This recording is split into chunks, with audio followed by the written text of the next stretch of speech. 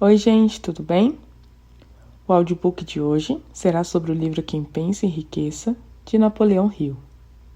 O livro é voltado para o desenvolvimento humano, bem como o empreendedorismo. Antes de iniciar minha narrativa, farei algumas observações, Como a publicação é de 1937, eu costumo dizer que o livro tem uma linguagem quase parecida com um vernáculo, E em virtude disso, eu fiz umas trocas por alguns sinônimos mais voltados para a nossa atualidade, para melhor compreensão de cada um. No prefácio do livro, o autor faz menção de uma lista exemplificativa de afamados nomes que afirmaram ter usado o segredo. Então, para não gerar uma cacofonia, justamente porque são nomes estrangeiros, eu deixarei na descrição do vídeo essa lista que o autor fala. Então fica assim o critério de cada um, se achar interessante, querer pesquisar a vida, a biografia daquela determinada pessoa. E em algumas passagens no texto, o autor faz menção de algumas histórias diversas, como também dá continuidade de algumas histórias, Nunca saindo do propósito de comprovar determinado princípio, Ou seja, então algumas vezes haverá algumas mudanças de chave, mas eu tentarei deixar muito claro isso, como também farei breves comentários, No texto, o autor faz uma citação de alguns autores, como o livro, então eu já traduzi já para o português, como também eu seguirei o ritmo americano, Geralmente eles só falam mais o último sobrenome da pessoa. Eu sugiro também que escute pelo menos mais de uma vez esse audiobook. Vou dar um exemplo quando a gente assiste a qualquer filme pela segunda vez. Toda vez a gente pega detalhes que a gente nunca pegou, Então imagine a gente poder pegar detalhes desse grande tesouro. E quase chegando ao fim, o autor nessa grande obra, ele faz menção de 13 princípios, os quais em cada vídeo será um princípio, para ficar mais fácil, caso você queira voltar naquele determinado princípio, caso se identificou com alguma outra parte. E, por fim, peço perdão por qualquer falha na minha narrativa, mas foi de todo o meu coração. Espero que essa mensagem chegue para o máximo de pessoas possíveis. Então, chega de enrolação, sigamos com a narrativa. Palavras do editor. Ementa. Um dos livros mais poderosos do mundo encontra em suas mãos. Entrego um plano testado que torna os homens ricos. Ensino exatamente como usá-lo e inicie agora mesmo. O que faz que um homem vai para frente toda a vida, realizando, ganhando, multiplicando sua riqueza e felicidade, enquanto o outro nem sequer começa? O que dá a um homem grande poder pessoal, enquanto o outro permanece ineficaz? O que faz com que um homem seja capaz de resolver qualquer problema, encontrar o caminho entre todos os lugares inóspitos da vida, até a realização dos seus mais acalentados sonhos, enquanto o outro luta, fracassa e termina em nada? Há muitos anos atrás, Napoleão Hill sentou-se com Carnegie, um dos homens mais ricos do mundo na época, e teve o primeiro vislumbre do grande segredo. Carnegie incumbiu de descobrir como os outros usavam esse segredo para que lhe estudasse os métodos e criasse um único método que pudesse ser dado ao mundo como plano máximo. Pense e enriqueça, revela o segredo e fornece um plano. Desde sua publicação em 1937, muitas edições se esgotaram assim que foram impressas. A edição presente foi atualizada com auxílios completamente novos para o leitor, incluindo um curso para recordar de uma página em cada capítulo. Aqui está finalmente um meio seguro de vencer todos os obstáculos, realizar qualquer ambição, atrair sucesso como se viesse de um rio eternamente fluente. Este livro irá sacudi-lo como seu poder de transformar a vida. Logo saberá por que certas pessoas adquirem pilhas de dinheiro e felicidade, pois você será uma delas. Prefácio. Em todos os capítulos desse livro, menciono o segredo de ganhar dinheiro, que trouxe fortunas a centenas de homens muito ricos. Homens que analisei com cuidado durante longos anos. O segredo foi trazido à minha atenção por Carnegie há mais ou menos meio século. O sagaz e adorado velho escocês o jogou para mim quando eu não passava de um garoto. Depois, recostou-se na cadeira com um alegre piscar de olhos e ficou a examinar-me atentamente para ver se eu possuía cabeça suficiente para entender o pleno significado do que me disse. Quando percebeu que eu havia captado a ideia, indagou se eu queria ainda passar 20 anos ou mais preparando-me para apresentá-lo ao mundo, aos homens e mulheres que sem o segredo passaria a vida inteira fracassados. Disse-lhe o que eu faria e, com cooperação dele, tive a promessa. Este livro contém o segredo, ou seja, um segredo testado na prática por milhares de pessoas, em quase todos os setores da vida. A ideia de Mr. Carnegie era de que a fórmula mágica, que lhe dera estupenda fortuna, deveria ser colocada ao alcance das pessoas que não dispõem de tempo necessário para averiguar como se ganha dinheiro. Esperava que eu pudesse testar e demonstrar a integridade da fórmula, através da experiência de homens e mulheres nas variadas profissões. Acreditava que se deveria ensinar a fórmula nas escolas, faculdades públicas, expressando a opinião que, se fosse transmitida de maneira certa, revolucionaria a tal ponto todo o sistema educativo, que o tempo despendido na escola poderia ser reduzido a menos da metade. Subtítulo: Histórias verídicas provam o poder assombroso do segredo. No capítulo que trata da fé, você lerá a surpreendente história da cooperação americana do aço, como foi concebida a realização por um dos jovens através dos quais Mr. Carnegie provou que sua fórmula agiria para os que se acham prontos para ela. Uma única aplicação do segredo foi feita por Mr. Schwab, deu-lhe enorme fortuna, tanto em dinheiro como em oportunidades. Essa determinada aplicação da fórmula valia aproximadamente 600 milhões de dólares. Tais fatos, e são fatos conhecidos de quase todos que conheciam Mr. Carnegie, fornece-lhe uma ideia justa do que a leitura desse livro lhe poderá proporcionar, desde que você saiba o que quer. O segredo foi revelado a milhares de homens e mulheres que o aplicaram em seu próprio negócio, como planejou Mr. Carnegie. Alguns arranjaram fortunas com ele, outros aplicaram com êxito para criar harmonia em seus lares. Por exemplo, um clérigo usou com tal eficácia que lhe rendeu mais de 75 mil dólares por ano. Nash, alfaiate de Cincinnati, usou seu negócio quase falido como cobaia para testar a fórmula. Conseguiu reanimá-lo, o que trouxe verdadeira fortuna aos donos. Ainda está florente. Embora Mr. Nash já tenha falecido, a experiência foi de tal modo singular que jornais e revistas dedicaram mais de $1 milhão de publicidade laudatória. O segredo foi transmitido a Ware de Dallas, Texas. Ele estava pronto para recebê-lo. Tão pronto que abandonou a profissão e foi estudar direito. Teve êxito? Essa história também é contada.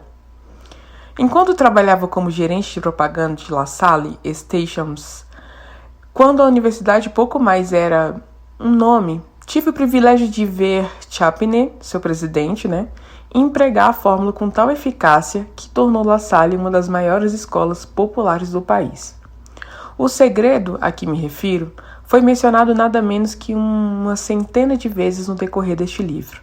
Não foi diretamente apontado, pois aparece agir com mais êxito quando apenas mencionado e deixado à vista, onde os que estão prontos para eles e os estão procurando possa deles se apossar. Por isso é que Mr. Carnegie o jogou para mim tão tranquilamente, sem nomear-lhe especificamente. Subtítulo: O segredo fala aos que ouvem. Se você estiver pronto para pô-lo em uso, reconhecerá o segredo pelo menos uma vez em cada capítulo. Gostaria de ter o privilégio de dizer como saberá quando estiver pronto a recebê-lo, mas isso o privaria de muitos dos benefícios que receberá ao fazer a descoberta ao seu modo. Enquanto esse livro estava sendo escrito, meu próprio filho, que então estava concluindo seu último ano da faculdade, pegou o manuscrito do segundo capítulo da obra e o leu, e descobriu o segredo por si mesmo. Ele usou a informação tão efetivamente que conquistou o posto de mais alta responsabilidade, com um salário inicial maior do que aquele um homem mediano jamais alcançaria. Sua história foi também brevemente contada no capítulo 2.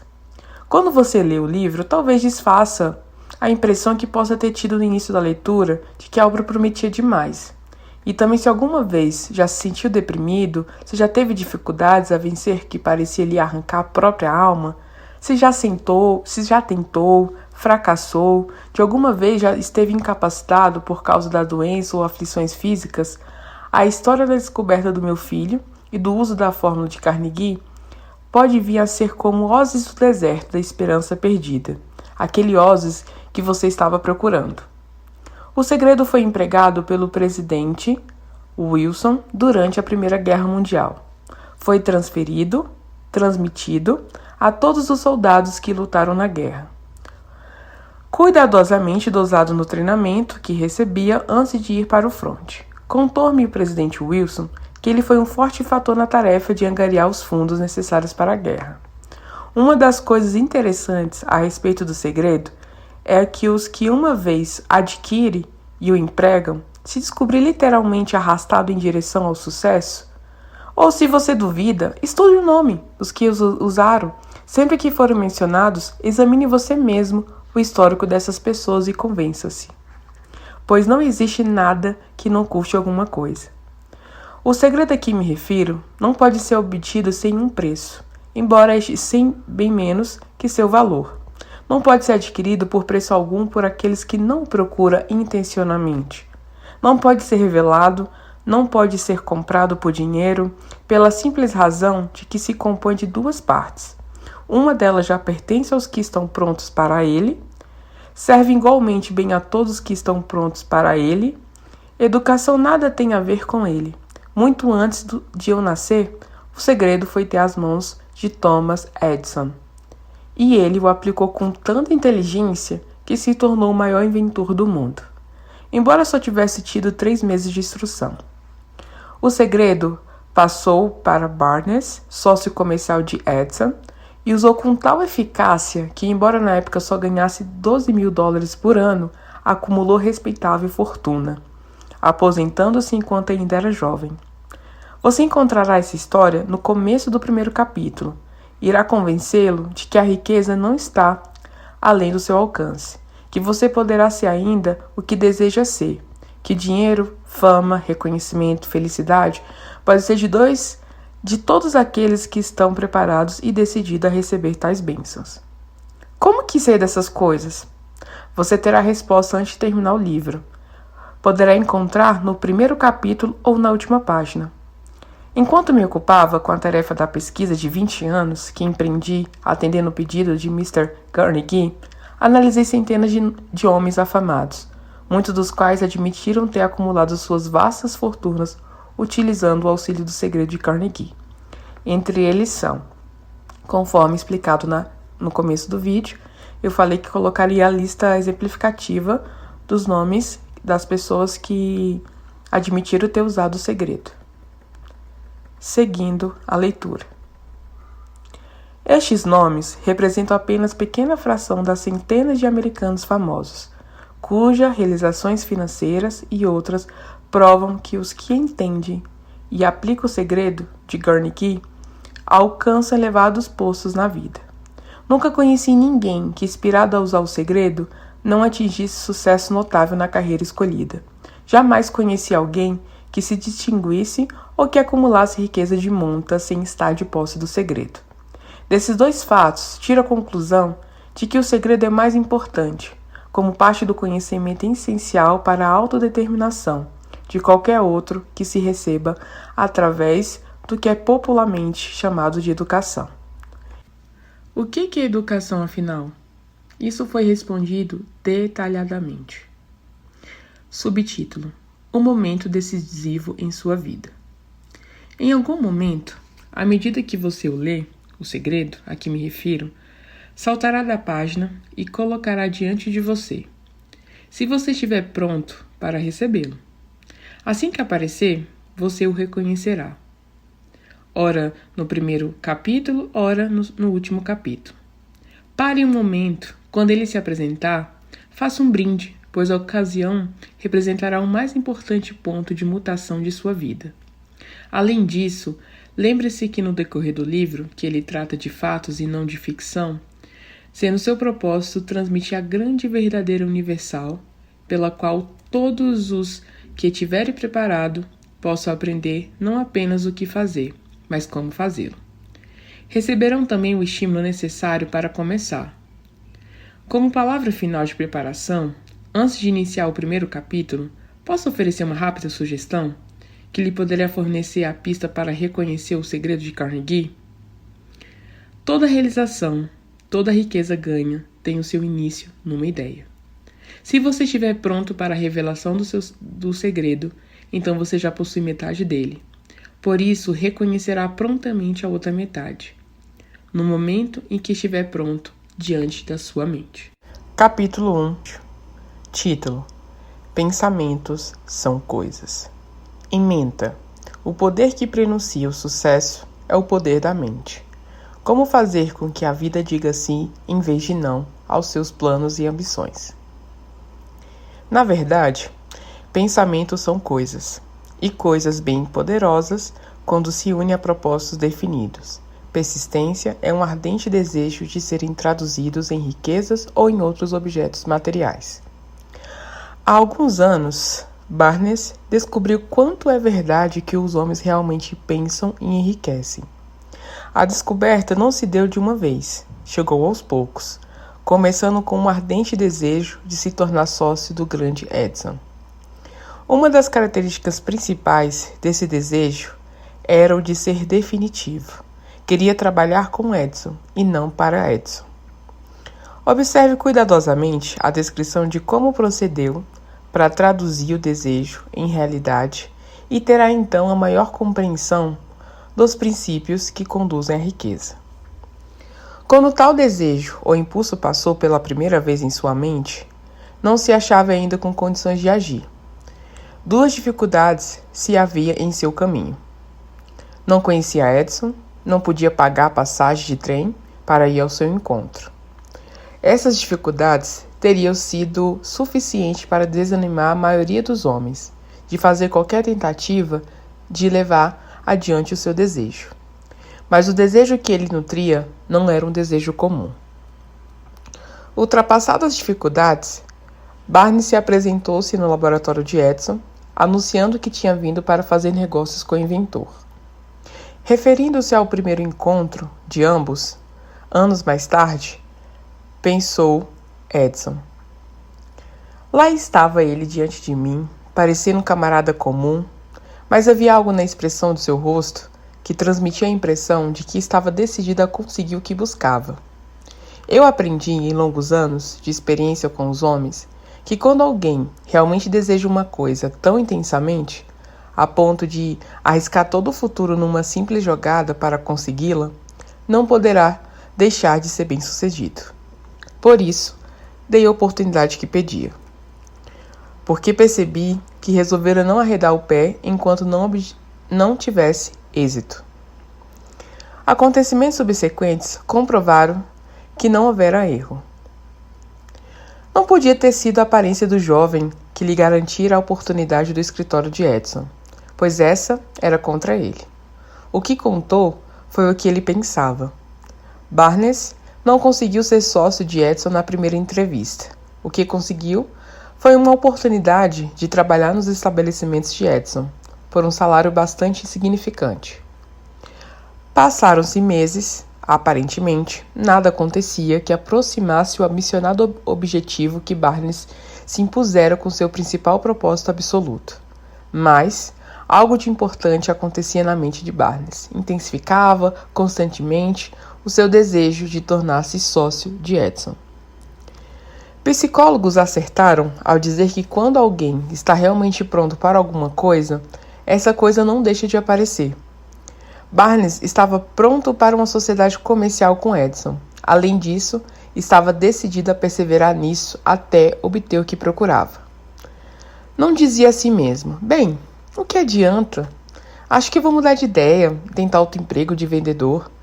O que dizia era: vim aqui para fazer negócios com Edison e atingirei a meta, mesmo que leve o resto da minha vida.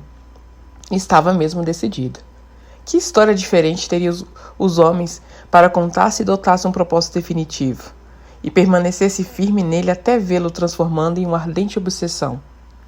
Talvez o jovem Barnes não o soubesse na época, mas a sua determinação férrea, a persistência em apoiar-se no simples desejo, estava destinado a vencer qualquer oposição e trazer-lhe a oportunidade que procurava. Subtítulo: A oportunidade veio pela porta dos fundos. Continuação ainda da história de Barnes. Quando chegou a oportunidade, apareceu de forma diferente e de uma direção diferente da que Barnes esperava. Este é um dos truques da oportunidade. Tem um hábito astuto de penetrar pela porta dos fundos, disfarçada, por vezes, de desgraça ou derrota temporária. Por isso, talvez é que tantos deixam de reconhecê-la. Edison acabou de aperfeiçoar um novo invento para o escritório, chamando na época de máquina de digitar Edison. Os vendedores não estavam entusiasmados com a máquina, não acreditavam no poder de vendê-la sem grande esforço. Então, Barnes sabia que poderia vender a máquina, sugerindo a Edison que imediatamente lhe deu uma chance. Conseguiu vendê-la e tão satisfatoriamente que Edison lhe deu um contrato de distribuição e vendas no âmbito nacional. Dessa sociedade comercial nasceu a riqueza, em dinheiro, de Barnes, mas ele fez algo infinitamente maior. Provou que se pode e realmente pensar em enriquecer. Quanto de dinheiro lhe valeu seu desejo original? Não posso saber. Talvez lhe trouxesse 2 ou 3 milhões de dólares, mas a quantia, seja qual for, torna-se insignificante comparada à qualidade maior que adquiriu através do conhecimento de que o impulso intangível de pensamento pode ser transformado em prêmios materiais, aplicando-se os princípios conhecidos. Barnes, literalmente, pensou numa sociedade com grande Edison. Pensou numa fortuna.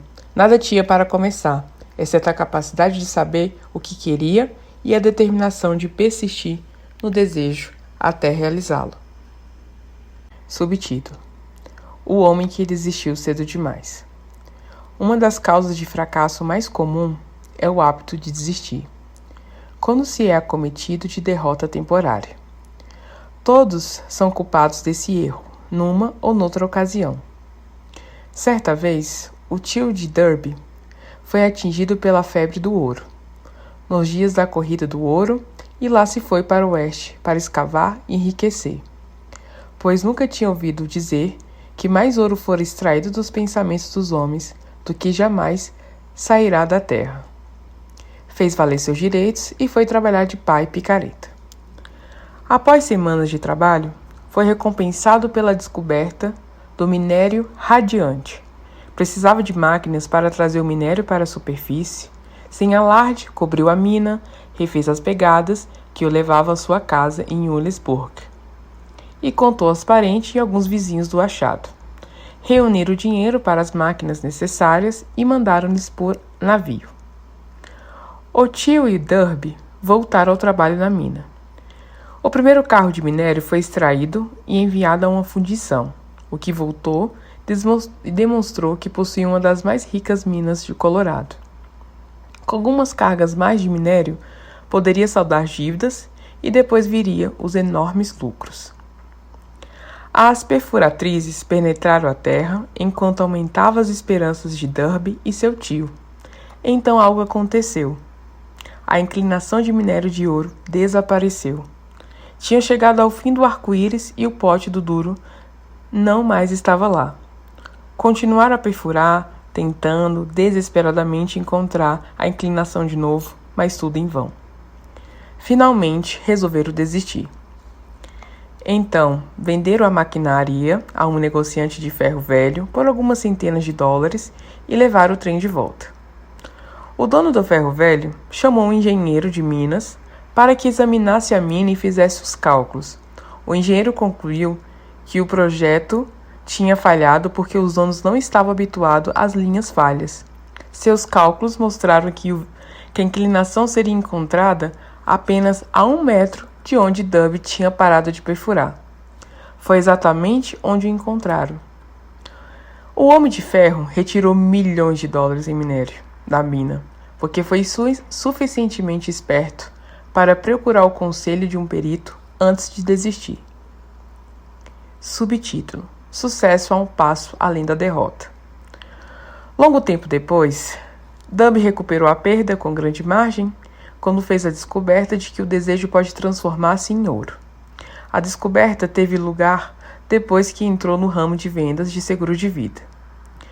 Lembrando-se de que tinha perdido enorme fortuna por ter parado a 3 passos do ouro, Dub lucrou com a experiência em seu trabalho pelo método simples de dizer a si mesmo: parei a 3 passos do ouro, mas jamais pararei porque os homens que me dizem não ao meu pedido de que compre seguro de vida.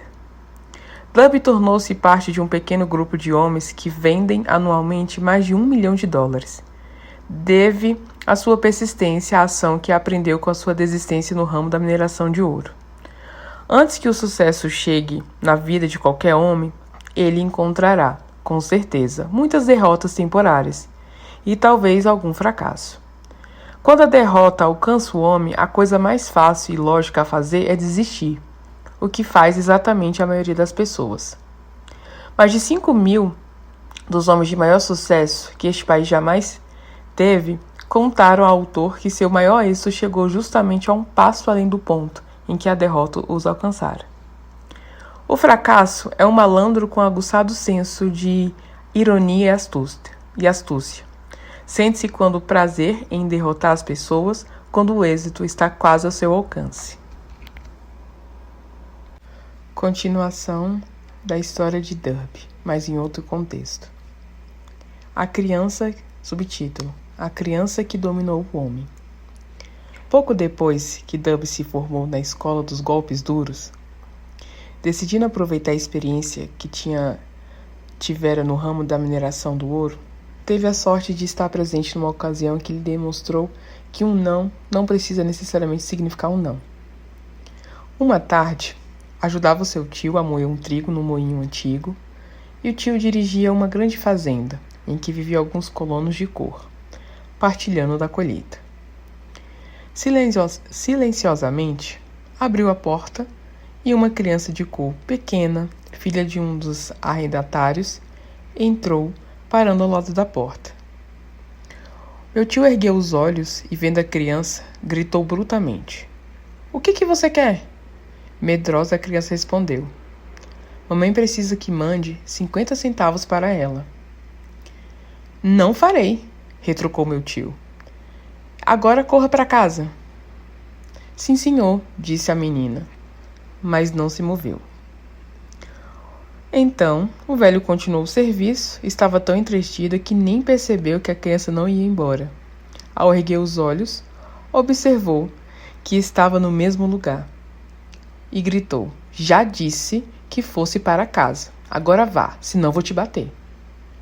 "Sim, senhor", respondeu a criança, mas não se moveu. Meu tio largou um saco de farinha que ia despejar no funil, apanhou um bastão de barril e se dirigiu à criança com uma expressão que indicava barulho. Dub conteve a respiração, pois estava certo de que testemunharia uma violência. Sabia que o tio tinha um temperamento feroz. Quando este chegou ao lugar em que estava a menina, ela deu um passo à frente, rapidamente olhou nos olhos e gritou num tom mais alto em sua voz aguda: "Minha mãe tem que ter os 50 centavos." O tio parou, olhou por um momento, depois colocou o pau no chão e, tirando no bolso meio dólar, deu à criança. Esta pegou o dinheiro e se afastou, devagar em direção à porta, sem tirar os olhos por um minuto sequer do homem que acabara de dominar. Depois que ela se foi, O tio se sentou numa caixa e ficou a olhar pela janela, para o espaço, por mais de 10 minutos, refletia horrorizado sobre a surra que levara. Dub também raciocinava. Foi a primeira vez em toda sua experiência que tinha visto uma criança de cor dominar uma pessoa adulta branca. Como que fizera? O que se sucedera ao tio que o fizera perder a velocidade e tornar dócil como um cordeiro? Que estranho poder usar a criança que tornara dona da situação. Essas outras perguntas semelhantes passavam pela mente de Derby, mas ele só encontraria a resposta anos mais tarde, quando me contou a história. E a coisa mais estranha, essa experiência comum foi contada ao autor no velho moinho, no próprio local em que o tio tinha sofrido a derrota. Subtítulo: O sim por trás do não. Enquanto estávamos naquele velho moinho poeirento, Dub repetiu a história da estranha conquista e terminou indagando. Qual a conclusão que tira disso?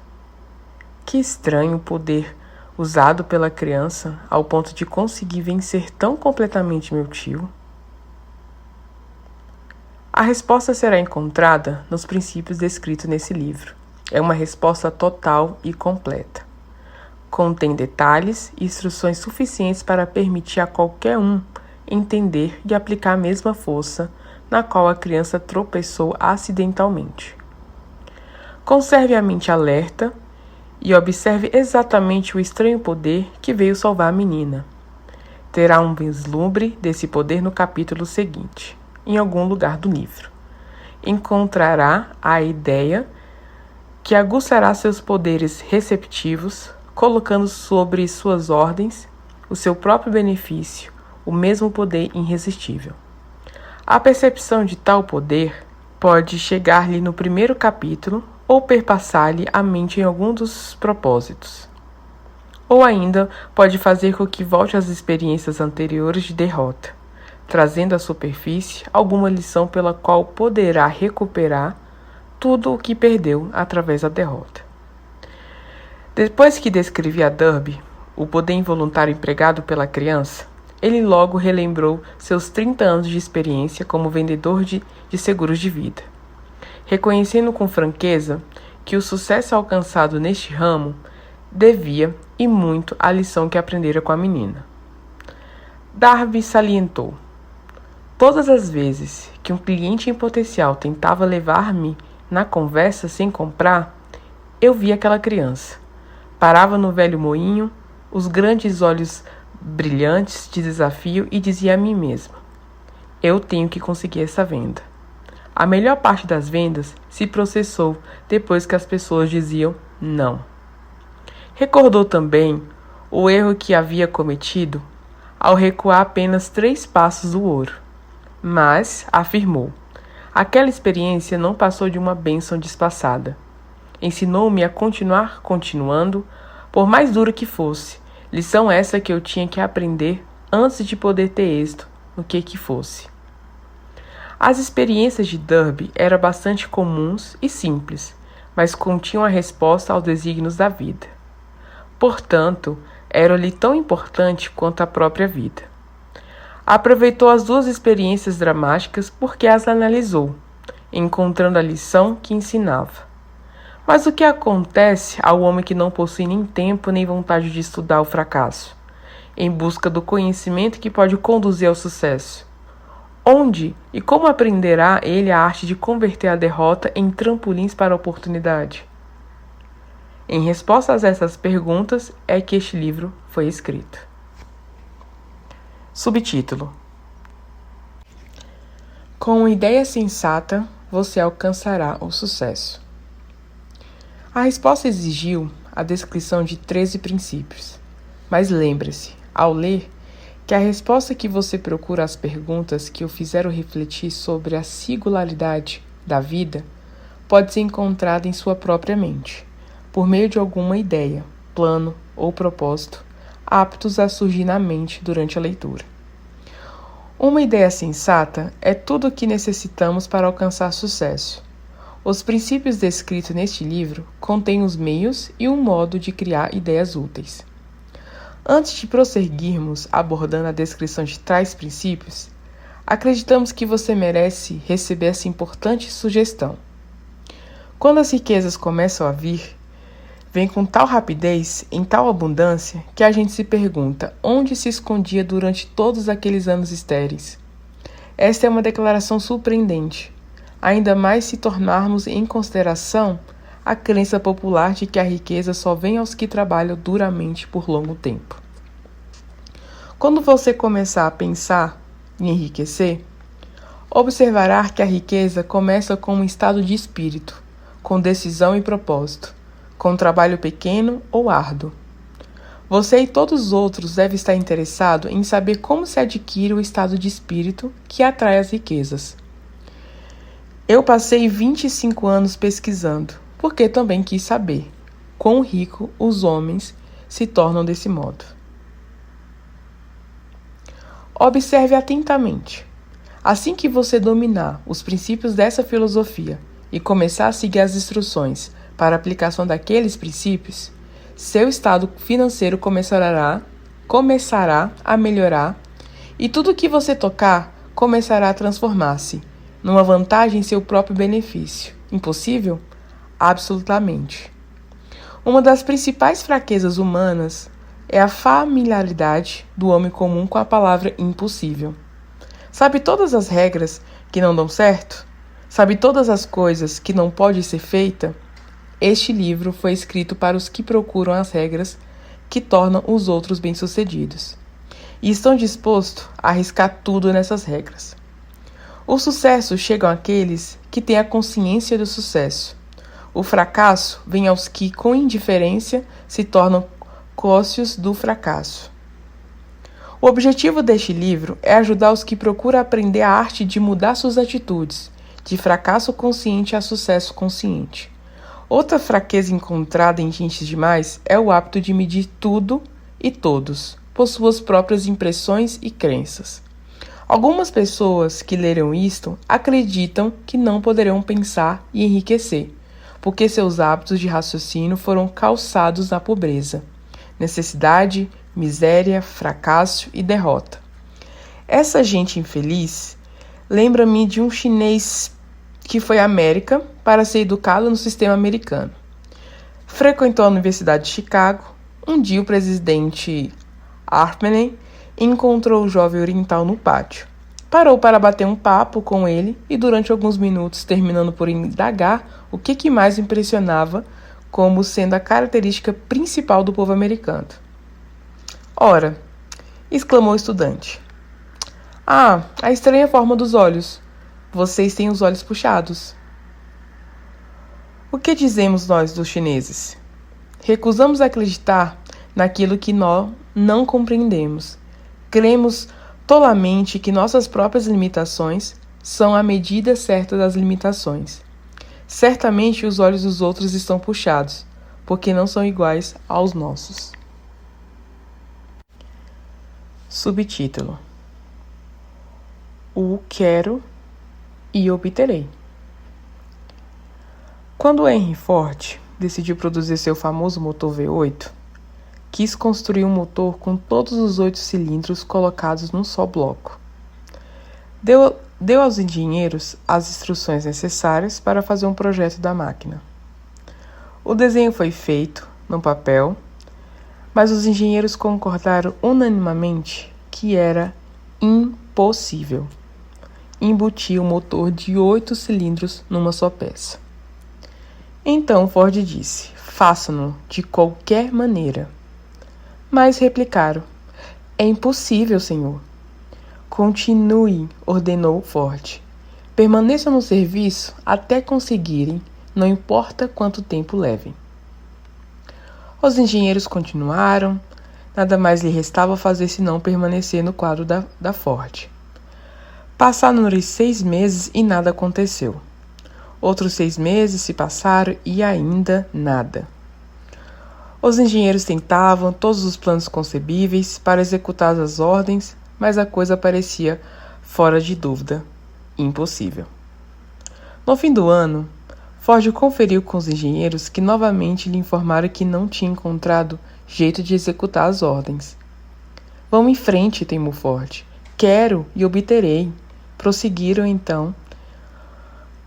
Como por passe de mágica, o segredo foi descoberto. A determinação de Ford vencera mais uma vez. Talvez essa história não tenha sido descrita com absoluta precisão, mas em resumo e no conteúdo está correta. Tire as suas deduções. Você quer pensar e enriquecer do segredo dos milhões de Fords. Se puder, não será preciso procurar muito. Henry Ford foi um sucesso, porque entendeu, aplicou os princípios do sucesso. Um deles é o desejo, o conhecimento de que se quer. Lembre-se da história de Ford enquanto lê e assinale as linhas nas quais o segredo de sua estupenda realização foi descrita. Se puder fazê-lo, se puder apontar o determinado grupo de princípios que tornaram Henry Ford rico, você poderá igualar-lhe os efeitos, em quase qualquer dos ramos para os que têm vocação. Subtítulo: Um poeta que percebeu a verdade.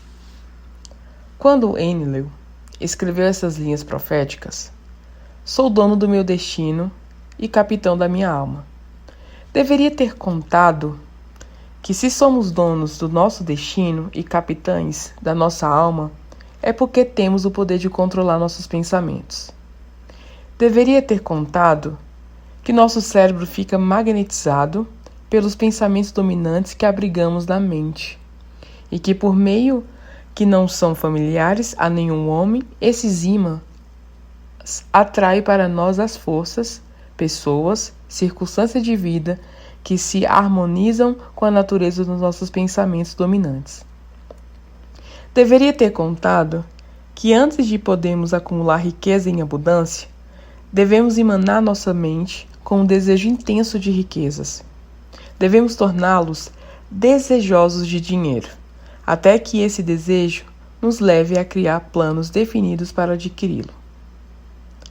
Mas, sendo poeta e não filósofo, Welling contentou em declarar a grande verdade em forma poética, deixando-nos aos que seguiram a interpretação filosófica de suas linhas. Pouco a pouco a verdade se revelou, até que agora parece certo que os princípios descritos nesse livro contêm o segredo do domínio de nosso destino econômico.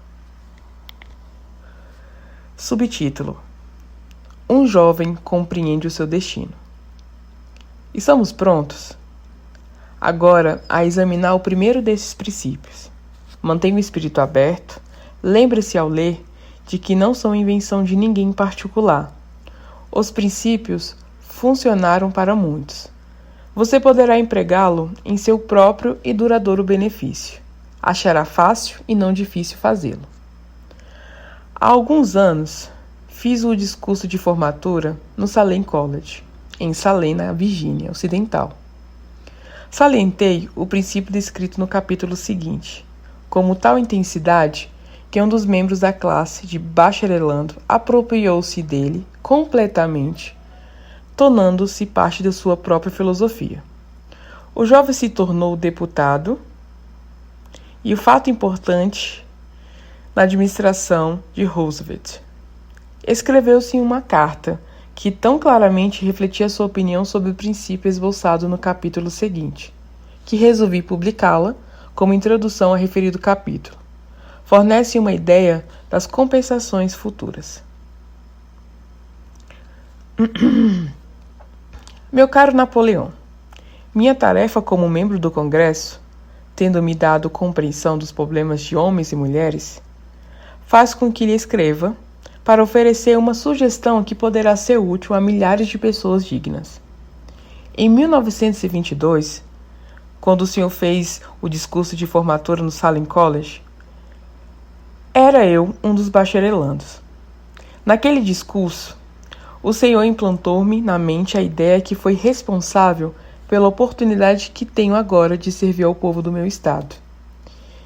E será responsável, em grande escala, por qualquer futuro sucesso que possa ter.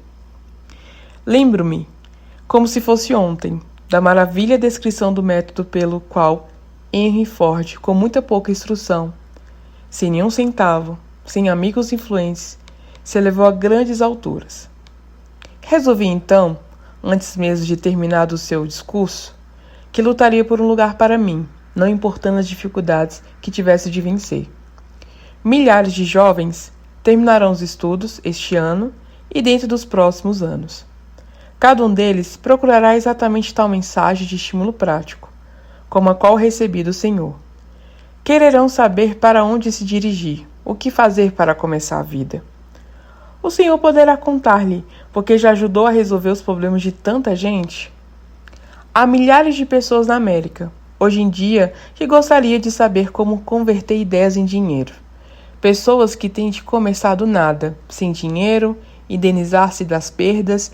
Se alguém pode ajudá-los, esse alguém é o Senhor. Se publicar o livro, gostaria de possuir o primeiro exemplar que sair da máquina, pessoalmente autografado pelo Senhor. Com os melhores votos, creia-me cordialmente seu.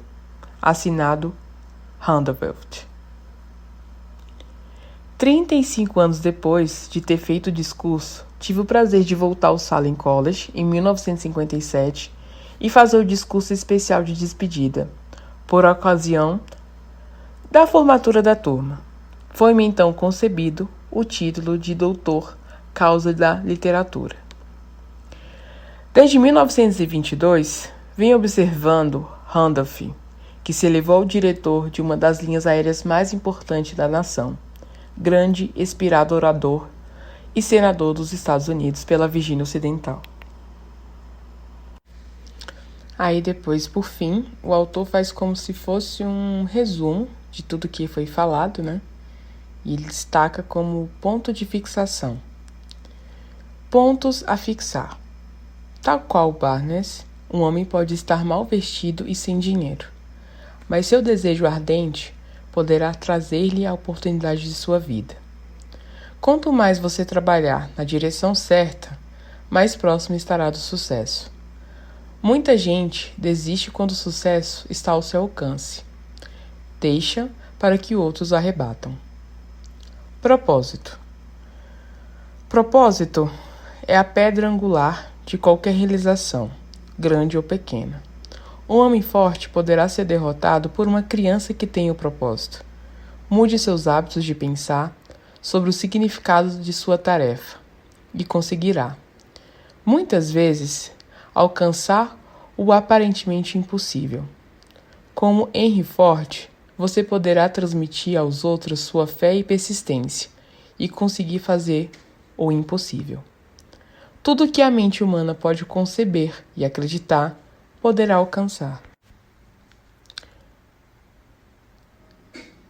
Desejo. Em menta. Os sonhos se transformam em realidade quando o desejo os transforma em ação concreta. Peça grandes presentes à vida e estimulará dá-los a você. Agora o autor ele vai explicar como foi a trajetória de Barnes, aquele personagem que ele deu uma leve introdução no começo da leitura deste livro. Quando Barnes desceu do trem de carga em West Orange, New Jersey, há mais de 50 anos, poderia parecer um vagabundo, mas seus pensamentos eram os de um rei. Enquanto se encaminhava dos trilhos da estação ao escritório de Thomas Edison, sua mente trabalhava. Via-se na presença de Edison, ouvia-se pedindo uma oportunidade a Edison de concretizar a consumidora obsessão de sua vida, o desejo ardente de tornar-se sócio comercial do grande inventor. O desejo de Barnes não era uma esperança, não era um anseio. Era um desejo agudo que transcendia tudo o mais, era definitivo. Alguns anos mais tarde, Barnes novamente se postou diante de Edison, no mesmo escritório em que conheceu o inventor. Dessa vez, seu desejo era realidade. Estava fazendo negócios com Edison. O sonho dominante de sua vida tornou-se realidade. Barnes foi bem-sucedido por ter escolhido um objetivo definitivo, colocando toda a sua energia, força de vontade, todo esforço, tudo por trás daquele objetivo. Subtítulo: Nenhum caminho para a retirada. 5 anos se passaram antes que aparecesse a oportunidade que buscava. Para todos, menos para si mesmo. Ele parecia apenas um dente a mais na engrenagem comercial de Edson. Em sua mente, porém, via-se como sócio de Edson a cada minuto, desde o dia em que começava a trabalhar lá. Era um exemplo notável de poder de um desejo definido.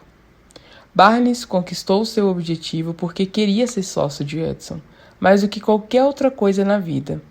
Criou um plano para atingir o seu propósito, mas destruiu todas as pontes atrás de si. Sustentou o desejo até tornar-se a obsessão dominante da sua vida. E, finalmente, um fato. Quando dirigiu a West Orange, não disse a si mesmo, tentarei induzir Edson e dar-lhe alguma outra espécie de emprego. Mas sim, verei Edson e avisarei de que vim para entrar em negócios com ele. Ele não disse, conservarei os olhos abertos para outra oportunidade, caso falhe em obter o que quero na organização de Edson. Mas ele disse, só há uma coisa no mundo que estou resolvido a obter, e é uma sociedade comercial com Thomas Edison. Queimarei todas as pontes à minha retaguarda, arriscarei todo o futuro na minha capacidade de conseguir o que quero. Não deixou a si mesmo nenhum caminho possível para a retirada. Tinha de vencer ou perecer. Eis toda a história de sucesso de Barnes. Subtítulo: Agora voltou ele dar uma outra história, mas também para poder colaborar com o princípio do desejo. Ele incendiou seus navios. Há muito tempo, um grande guerreiro enfrentou uma situação que lhe exigia uma decisão capaz de lhe assegurar o sucesso no campo de batalha. Estava para mandar o exército contra o poderoso inimigo, cujos homens excediam em número os seus. Embarcou os soldados nos navios, navegou para o país inimigo e desembarcou os homens e equipamentos, dando então a ordem de atear fogo aos barcos que os tinham transportado. Dirigindo-se aos homens, antes da primeira batalha, disse ele, vocês estão vendo os barcos em chamas? Isso significa que não podemos deixar essas praias vivos a não ser que ganhemos. Não temos escolha agora. Venceremos ou perecemos. E venceram. Toda pessoa que vence numa iniciativa deve estar pronta a atear fogo aos seus navios, cortando todas as retiradas. Somente assim, procedendo e que se pode ter certeza de um estado de espírito conhecido como ardente desejo de vencer, o que é essencial ao sucesso. Na manhã seguinte, ao grande incêndio de Chicago, um grupo de comerciantes estava na rua State, vendo os escombros fumegantes do que tinham sido suas lojas. Fizeram uma conferência para resolver se tentaria reconstruir ou se deixaria Chicago para começar outra vez numa parte mais promissora do país. Chegaram à decisão, todos, exceto um, de deixar Chicago. O comerciante que resolveu ficar e reconstruir apontou o dedo para as ruínas de sua loja e disse, senhores, nesse mesmo lugar construirei a maior loja do mundo, não importando quantas vezes ela possa incendiar-se. Isso foi quase há um século. A loja construída lá está até hoje. Monumento ao teneiro, ao poder do estado de espírito conhecido como desejo ardente. Teria sido muito mais fácil para Marshall Field fazer o que os seus colegas comerciantes fizeram. Quando as coisas ficarem pretas e o futuro parecer sombrio, arrumaram as malas e foram para onde as coisas pareciam fáceis.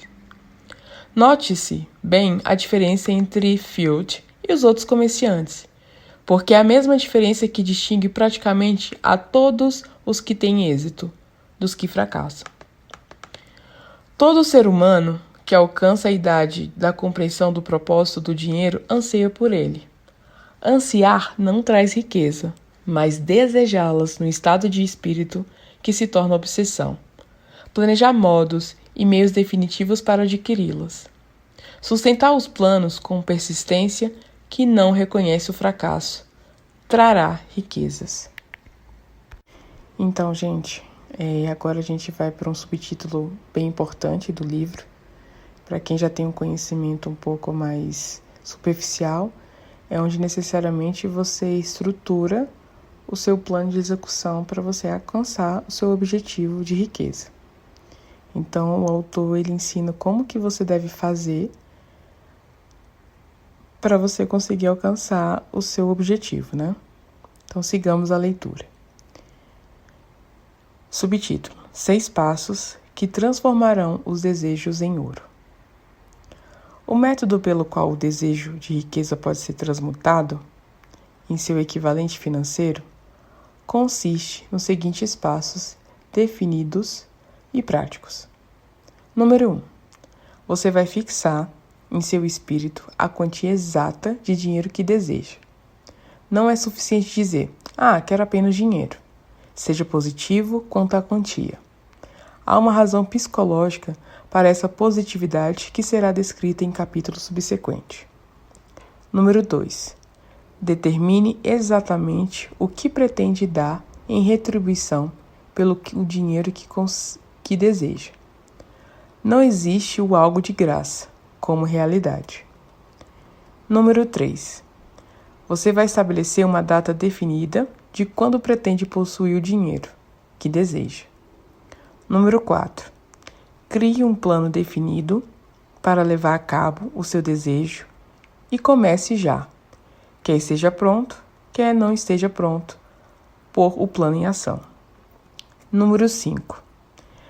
Escreva uma declaração clara e concisa da quantidade de dinheiro que pretende obter. Fixe o limite de tempo para sua aquisição, estabeleça o que pretenda dar em troca do dinheiro e descreva claramente o plano através do qual pretende acumulá-lo. Por fim, número 6. Leia sua declaração em voz alta 2 vezes por dia. Uma vez antes de deitar-se à noite e outra após levantar de manhã. Ao lê-la, veja, sinta e acredita-se que já de posse do dinheiro.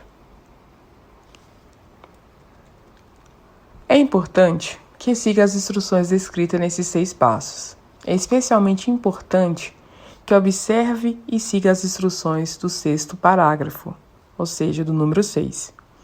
Você pode dizer que lhe é impossível ver-se de posse do dinheiro antes de tê-lo? Realmente, eis como um desejo ardente poderá vir em seu auxílio. Se você deseja mesmo o dinheiro tão avidamente,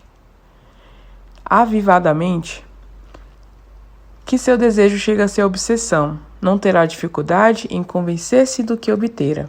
O objetivo é querer o dinheiro e está tão resolvido em obtê-lo que você se convence de que o terá. Subtítulo: Princípios que valem 100 milhões.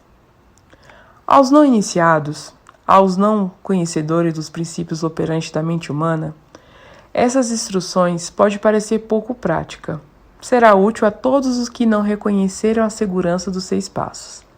Saber que a informação que transmito veio do Mr. Carnegie, que conheço como operário comum numa fábrica de aço, conseguindo, apesar do início humilde, fazer com que esses princípios lhe trouxessem a fortuna muito maior que 100 milhões de dólares. Posso ser útil saber também que os 6 passos aqui recomendados foram cuidadosamente verificados pelo falecido Thomas Edison, que neles coloca o selo de aprovação, considerando-os não só os passos essenciais para a acumulação de dinheiro, mas para atingir qualquer objetivo. Os passos não exigem trabalho árduo, não impõem sacrifício, não requerem que você se torne ridículo ou crédulo. Aplicá-los não exige grande educação, mas a aplicação bem-sucedida desses 6 passos exige imaginação, suficiente para possibilitá-lo a ver, a entender que o acúmulo de dinheiro não pode ser deixado ao caso, ou à boa sorte. É preciso compreender que todos que acumularam grandes fortunas passarão primeiro por muito sonho, esperança, anseio, desejo e planejamento antes de adquirir o dinheiro. Você deve saber, desde já, que nunca poderá obter grandes quantidades de riqueza se não arder de desejo por dinheiro e realmente acreditar que o possuirá. Subtítulo: Grandes sonhos podem transformar-se em riquezas. Nós que estamos nessa corrida de riqueza, devemos saber que este mundo mudado em que vivemos exige novas ideias, novas maneiras de fazer as coisas, novos líderes, novas invenções, novos métodos de ensino, novos métodos de compra e venda, novos livros, nova literatura, novos programas de televisão, novas ideias para a fita de cinema. No fundo de toda essa procura por coisas novas e melhores, é preciso possuir uma qualidade para vencer, ou seja, o propósito definido. Conhecimento do que se quer é um desejo ardente de possuí-lo. Nós que desejamos acumular riquezas, devemos lembrar-nos que os verdadeiros líderes do mundo sempre foram homens que dominaram e empregaram as forças intangíveis e invisíveis da oportunidade, ainda existente, convertendo-as às forças ou impulsos do pensamento em arranha-céus, cidades, fábricas, aviões, automóveis e todos os tipos de utilidade que tomam a vida mais agradável. Ao planejar a aquisição da sua quantidade de riqueza, não deixe que ninguém influa sobre você, zombando do sonhador. Para conseguir os grandes prêmios nesse mundo mudado, é preciso captar o espírito dos grandes pioneiros do passado, cujos sonhos deram à civilização tudo o que tem de valioso. O espírito que serve de sangue vital do nosso próprio país, a sua oportunidade e a minha para desenvolver e negociar nossos talentos. Se o que você quiser fazer está certo, e você acredita nisso, vá em frente e o façam. Concretize o seu sonho e não se importe com que eles possam dizer se você é a semente, se você sofreu uma derrota temporária. Eles talvez saibam que cada fracasso traz em si a semente de um êxito equivalente. Edison sonhava com a lâmpada que podia ser operada por meio da eletricidade, começando onde se encontrava a pôr seu sonho em ação, apesar de 10.000 fracassos. Persistiu no sonho até tomá-lo realidade física. Sonhadores práticos não desistem. Whelan sonhava com uma cadeia de charutarias, transformou o sonho em ação e agora as Charutarias Unidas ocupam os melhores cantos da América. Os irmãos Wright sonhavam com uma máquina que voasse. Atualmente podemos ver evidência no mundo inteiro de que o sonho era sensato. Marconi sonhou com um sistema que utilizasse as forças intangíveis do éter. Provas de que não sonhou em vão podem ser encontradas em cada aparelho de rádio e televisão no mundo. Pode interessar-lhe saber que os amigos, de Marconi fizeram no ser detido, examinado num hospital psiquiátrico, quando ele anunciou que descobrira o princípio através do qual poderia enviar mensagem pelo ar, sem o auxílio de fios ou qualquer outros meios físicos de comunicação. Os sonhadores de hoje passam melhor. O mundo está repleto com uma tal quantidade de oportunidades que os sonhadores do passado jamais conheceram. Subtítulo: Colocar o desejo por trás dos sonhos. O desejo ardente de ser e de fazer é o ponto inicial do qual deve partir o sonhador. Os sonhos não nascem da indiferença, do ócio ou da falta de ambição. Lembre-se de que todos que têm sucesso na vida partem de um mau começo. Passam por muitas lutas desanimadoras antes de chegar ao ponto culminante da vida dos bem-sucedidos.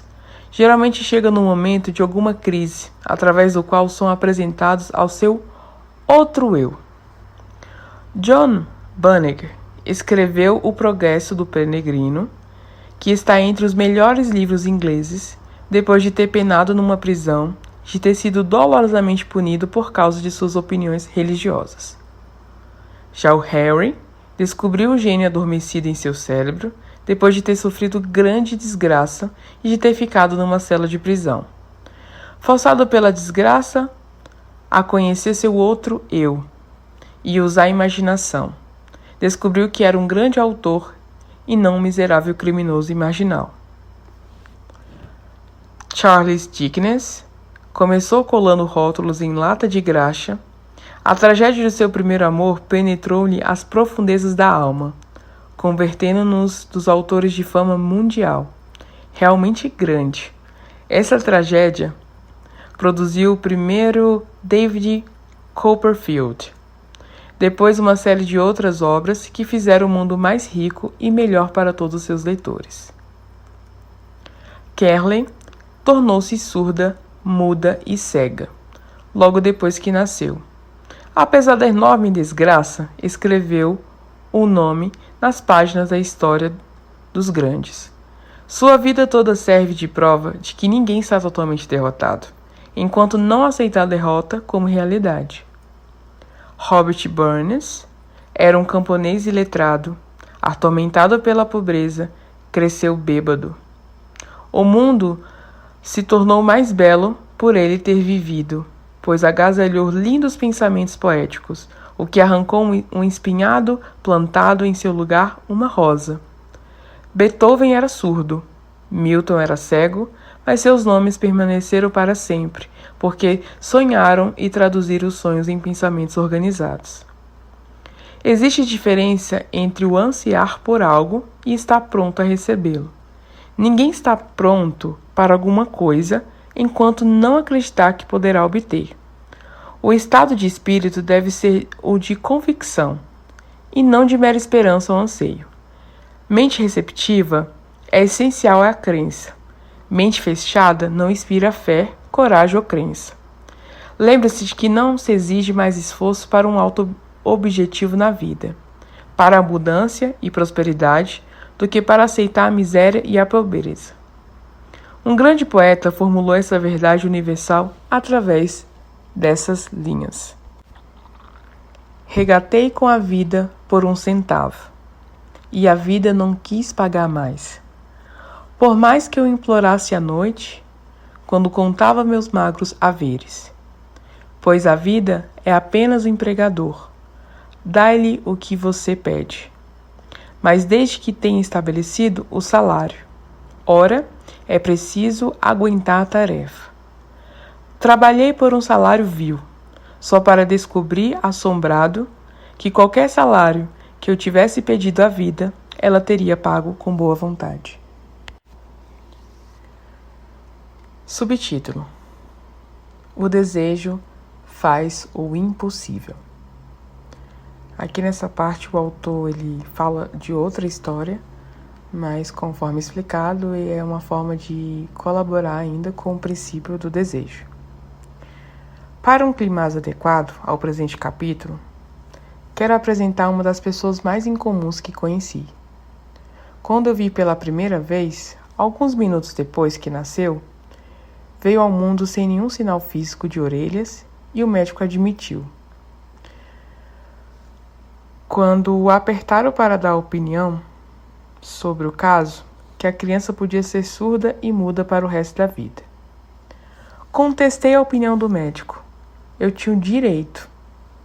Era o pai da criança. Também eu cheguei a uma decisão e formei uma opinião, mas expressei a opinião silenciada, no íntimo do meu coração. Sabia, no íntimo, que meu filho iria ouvir falar. Como? Tinha certeza de que devia de existir um meio e sabia que o encontraria. Pensei nas palavras do imortal Emerson. Todo o curso das coisas serve para ensinarmos fé. Basta-nos obedecer. A orientação para todos nós é se ouvirmos com humildade, escutaremos a palavra certa. A palavra certa? Desejo. Mas do que qualquer outra coisa, eu desejava que meu filho não fosse um surdo e mudo. Desse desejo jamais retrocedi. nem por um segundo. O que podia eu fazer? Teria de achar de qualquer modo o meio de transplantar para a mente da criança o meu ardente desejo de transmitir-lhe som ao cérebro, sem o auxílio das orelhas. Assim que ela estivesse com a idade suficiente para cooperar, encheria de tal modo a mente com o desejo ardente de ouvir que a natureza, por métodos próprios, se incumbiria de traduzir em realidade física. Esse raciocínio todo teve lugar em meu cérebro e não o mencionei a ninguém. Todos os dias renovava o juramento que fizera a mim mesmo de que meu filho não seria surdo e mudo. Com o decorrer dos anos, quando começou a notar as coisas ao seu redor, observamos que tinha um leve grau de audição. Ao chegar à idade em que as crianças geralmente começam a falar, não fez a menor tentativa nesse sentido, mas percebíamos que por suas ações que ouvia vagamente certos sons. Era tudo o que eu queria saber. Estava convencido de que, se ele pudesse ouvir mesmo um pouco, poderia desenvolver maior capacidade de audição. E algo aconteceu, então, que me deu esperança. Veio de uma fonte totalmente inesperada. Subtítulo: Encontramos o caminho. É a continuação da criança surda e muda. Então, compramos um fonógrafo. Quando a criança ouviu a música pela primeira vez, entrou em êxtase. Imediatamente se apossou da máquina. Certa vez colocou ou recolocou o mesmo disco durante quase 2 horas, postando-se diante de um fonógrafo, com os dentes fincados no canto do estojo. O significado desse hábito bem formado só se nos tornou claro anos mais tarde, pois nós tínhamos ouvido falar ainda no princípio da condução do som através dos ossos. Pouco depois que se apossou do fonógrafo, descobri que me ouvia claramente, quando eu falava com os lábios tocando seus ossos mastoides, na base do crânio. Tendo constatado que ele podia ouvir perfeitamente o som da minha voz, comecei a transferir imediatamente à sua mente o desejo de ouvir e falar. Cedo descobri que gostava de histórias na hora de dormir, de modo que me pus a trabalhar criando histórias destinadas a desenvolver a autoconfiança, a imaginação e um desejo agudo de ouvir e ser normal. Havia uma certa história a qual eu dava ênfase, acrescentando-lhe uma cor nova e dramática cada vez que contava. Destinava-se a implantar-lhe na mente a ideia de que seu mal não era uma deficiência, mas sim uma qualidade de grande valor.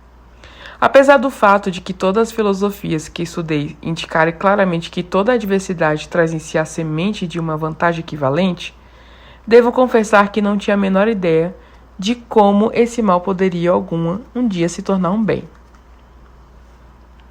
Subtítulo: Nada poderia detê-lo. Continuação ainda da história do surdo e mudo.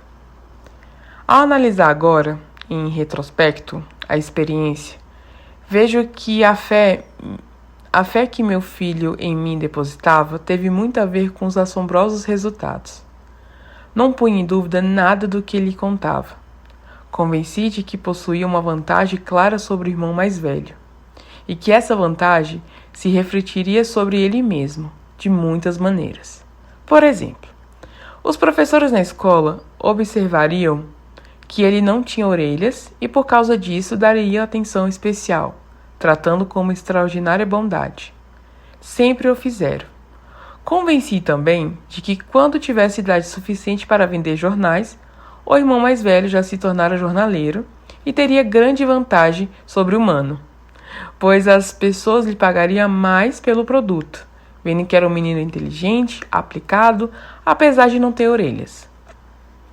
Quando estava com uns 7 anos, demonstrou a primeira evidência de que nosso método de programação na mente estava produzindo resultado. Durante meses, implorou o privilégio de vender jornais, mas a mãe não quis dar o consentimento ao projeto. Finalmente, resolveu tornar o assunto em suas próprias mãos. Uma tarde, quando ficou em casa, com os criados, subiu à janela da cozinha, caiu sentado no chão e saiu sozinho. Tomou emprestado 100 centavos do sapateiro da vizinhança, investiu em jornais, vendeu, reinvestiu o capital e continuou repetindo o processo até tarde da noite. Após o balanço das contas e de pegar os 6 centavos que pedira emprestado ao seu banqueiro, teve um lucro líquido de 42 centavos. Ao chegarmos em casa naquela noite, encontramo-no na cama, dormindo, apertando dinheiro na mão. Sua mãe abriu a mão, tirou as moedas e chorou. Ora essa! Chorar pela primeira vitória do nosso filho parecia tão fora do propósito. Minha reação foi o oposto. Ri, de todo o coração, pois eu sabia que a minha tentativa de implantar na mente da criança uma atitude de fé em si mesmo teria sucesso. Sua mãe viu nessa primeira aventura comercial o menininho surdo que sairia pelas ruas arriscando a vida para ganhar dinheiro. Eu vi um pequenininho homem de negócios, corajoso, autoconfiante, ambicioso, cuja confiança em si mesmo aumentou por 100%. Porque tinha entrado nos negócios por iniciativa própria e tinha vencido. A transação me agradou, porque percebi que tinha provado ser capaz de recursos que acompanhariam pelo resto da vida. Subtítulo: Uma brecha na audição. O menininho surdo passou pela escola primária, ginásio e, por fim, college, sem conseguir ouvir seus professores, a não ser que gritasse bem alto a pequena distância. Não foi uma escola para surdos. Não permitimos que aprendesse a linguagem dos sinais. Estávamos resolvidos que levasse a vida normal e reunisse com crianças normais. Persistimos nessa decisão, embora nos custasse muito debate acalorado com funcionários escolares. Quando no ginásio, experimentou um aparelho elétrico para a surdez, mas nada adiantou.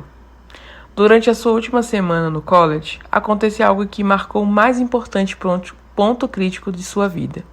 Pelo que parecia puro acidente, entrou de posse de um aparelho elétrico, que recebeu para experimentar. Demorou para testar, devido à decepção anterior com aparelho semelhante. Afinal, apanhou o aparelho e, com certa negligência, colocou na cabeça, ligou a bateria e zás! Com um passe de mágica, o desejo de toda a sua vida por uma audição normal tornou-se realidade. Pela primeira vez na vida, conseguiu ouvir praticamente tão bem quanto uma pessoa de audição normal. Felicíssimo pelo mundo transformado que lhe fora dado através do aparelho, correu para o telefone, ligou para sua mãe, ouvindo a sua voz perfeitamente. No dia seguinte, ouviu claramente as vozes dos professores em classe pela primeira vez na vida. Pela primeira vez na vida, pôde conversar livremente com as outras pessoas, sem necessidade de que falasse alto. Na verdade, entrou de posse de um mundo transformado. O desejo começou a trazer juros, mas a vitória ainda não estava completa. O menino ainda tinha de encontrar um meio definido e prático para converter seu defeito numa qualidade equivalente. Subtítulo: O menino surdo ajuda os outros. É a última parte da continuação da história do menino surdo e mudo. Mal compreendendo o significado do que já fora alcançado, mas anestesiado pela alegria do recém-descoberto mundo do som, escreveu uma carta ao fabricante de aparelhos de surdez, descrevendo com entusiasmo sua experiência. Algo em sua carta fez com que a companhia o convidasse para ir a Nova York. Ao chegar lá, foi escoltado pela fábrica enquanto conversava com o engenheiro-chefe, contando-lhe sobre seu mundo transformado.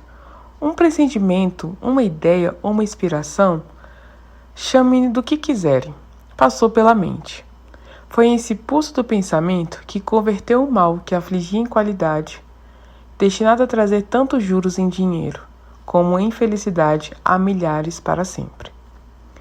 A síntese daquele impulso de pensamento era o seguinte: ocorrera-lhe que poderia ser útil a milhões de surdos que passam a vida sem os benefícios de aparelho de surdez, contando-lhe a história do seu mundo transformado. Durante um mês inteiro, pesquisou intensamente, analisando todo o sistema de marketing do fabricante de aparelhos de surdez. Criou então meios e modos de se comunicar com quem tem dificuldade de audição, no mundo todo, com o propósito de que eles partilham do mundo há pouco descoberto. Feito isso, redigiu um plano bienal baseado em suas descobertas e, ao apresentar o plano à companhia, recebeu imediatamente o cargo com o objetivo de realizar o que ambicionava. Nem sonhava, quando foi trabalhar, que estava destinado a trazer esperança e alívio prático a milhares de pessoas surdas que, sem essa ajuda, estaria condenado para sempre à surdez. Não tendo a menor dúvida de que Blair teria sido surdo-mudo por toda a vida, se sua mãe ou não tivesse conseguido formar-lhe a mente, como fizemos. Quando lhe plantei na mente o desejo de ouvir e falar, de viver como pessoa normal, com esse impulso lhe transmiti uma estranha influência, que fez a natureza se tornar construtora de pontes, eliminando o golfo entre seu cérebro e o mundo exterior. Na verdade, o desejo ardente tem meios tortuosos de transmutar-se em equivalente físico. Blair desejava audição normal, agora ele tem. Nasceu com um defeito que poderia facilmente jogar alguém que tivesse um desejo menos definido à rua, com um punhado de lápis e uma latinha. A pequena mentira branca que eu lhe implantara na mente, quando ele ainda era criança, levando-o a crer que seu defeito se tornaria uma grande qualidade. Justificara-se, nada existe em verdade, certo ou errado, que a crença, aliado ao desejo ardente, não possa tornar real. Essas qualidades estão à disposição de qualquer pessoa.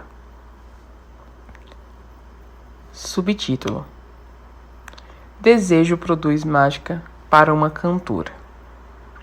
Um curto parágrafo, num despacho de jornal referente a Madame Swanman, Henk, fornece-nos a pista para o sucesso estupendo, como a cantora dessa mulher incomum.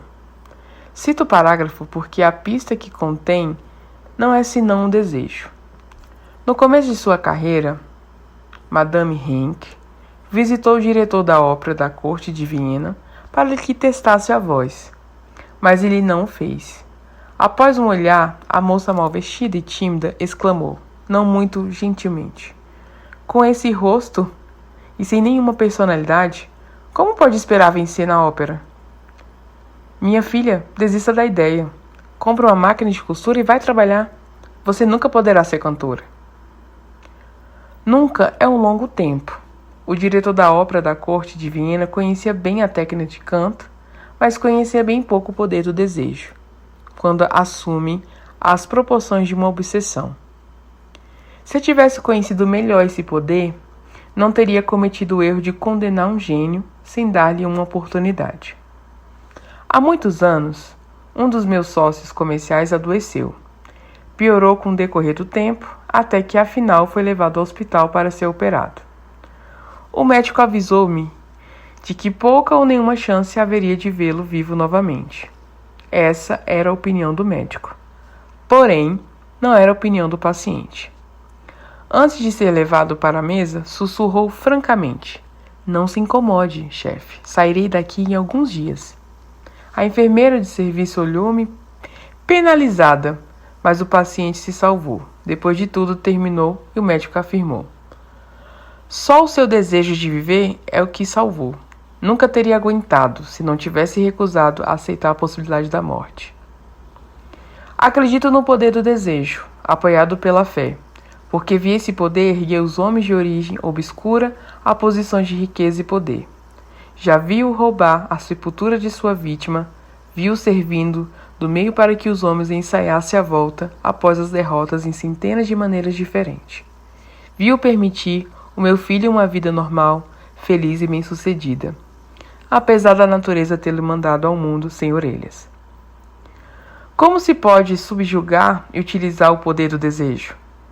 Isso foi respondido através desses e dos capítulos subsequentes do livro. Através de um princípio estranho e poderoso de química mental, jamais divulgado. A natureza envolve no impulso do desejo forte aquele Algo que não reconhece palavras como impossível e não aceita a realidade como derrota. Aí, mais uma vez, o autor ele dá mais uma observação de tudo que foi falado, né? O que foi mencionado anterior na leitura. Título: Pontos a fixar. Quando o desejo converge grandes forças para sua vitória, você não precisa de nenhum modo a recuar. A vitória é certa. 6 passos definidos, aqui mostrado, transformam o desejo em ouro. Para Andrew Carnegie, esses princípios valem 100 milhões. O desejo constrói nova vitória da derrota temporária. Foi o desejo que construiu uma das maiores lojas de departamento no mundo, literalmente sobre cinzas. Um menino sem orelhas aprendeu a ouvir. Uma mulher sem possibilidade tornou-se grande cantora de ópera. Um homem doente, que os médicos pensavam que morreria, conseguiu se salvar. Desejo foi a força que auxiliou essas pessoas por alguma estranha, mas natural química mental. Não há limitações à mente, exceto as que admitimos.